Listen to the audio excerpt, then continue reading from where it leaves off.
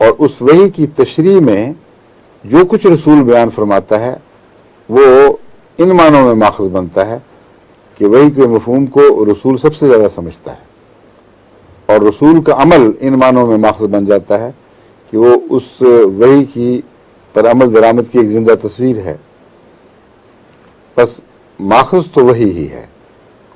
اس وحی کی تائید میں، اس کی تشریح میں جو شخص اپنے آپ کو اس کے دائرے کے اندر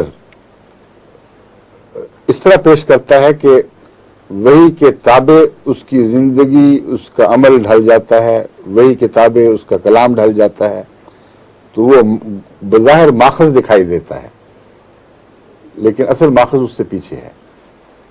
جیسے غالب نے کہا ہے کہ ہے پرے سرحد ادراک سے اپنا مسجود، قبلہ کو اہل نظر قبلہ نما کہتے ہیں۔ قبلہ بظاہر ہماری سمتوں کا مرکز ہے، لیکن اصل قبلہ اس سے آگے یعنی خدا کی ذات ہے۔ حضرت صلی اللہ علیہ وآلہ وسلم اور اسی طرح دیگر انبیاء بھی اپنی اپنی شریعتوں میں ماخذ شریعت یعنی وحی کے سب سے اول علمبردار رہے اور سب سے اول اس کی نمائندگی کا حق رکھتے تھے۔ اس لیے اسلامی شریعت کو، اسلامی فقہ کو 4 اصولوں پر مبنی قرار دیا گیا ہے۔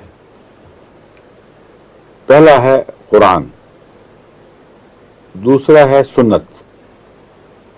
سنت میں عام فقہا سنت اور یعنی عمل اور حدیث دونوں کو لے لیتے ہیں، اس لیے وہ ایک اصول کے تابع یہ کہتے ہیں۔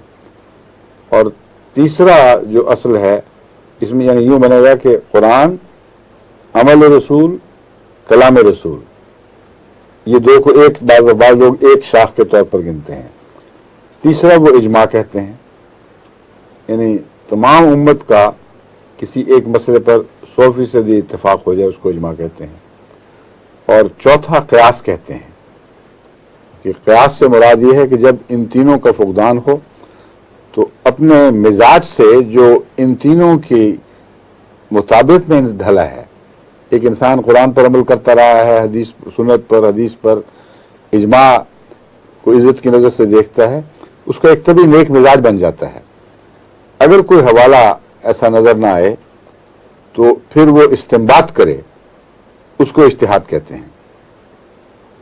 بس اجتہاد کو بھی، اور دوسرے اجتہاد کا ایک اور پہلو یہ ہے کہ احادیث پر، قرآن پر، سنت پر، قرآن پر نظر رکھ کر اور امت کے مسلک پر نظر رکھ کر ایک ایسا استنباط کرے جو قطعی طور پر براہ راست نہ نکلتا ہو، لیکن استدلال کے ذریعے، دلائل کے ذریعے، غور فکر کے ذریعے ان سے نکلتا ہو، اس کو بھی اجتہاد کہتے ہیں۔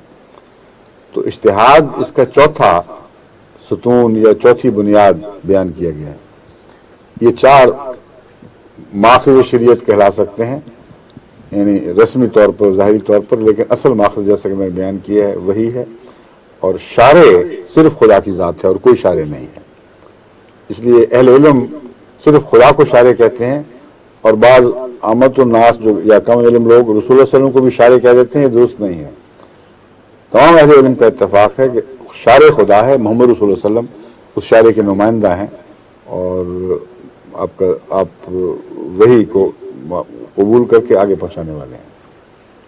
اب وقت ختم ہو گیا، باقی پھر سے باقی حصے سے انشاءاللہ۔ ٹھیک ہے جی، اچھا جی، السلام علیکم، خدا حافظ، فی امان اللہ۔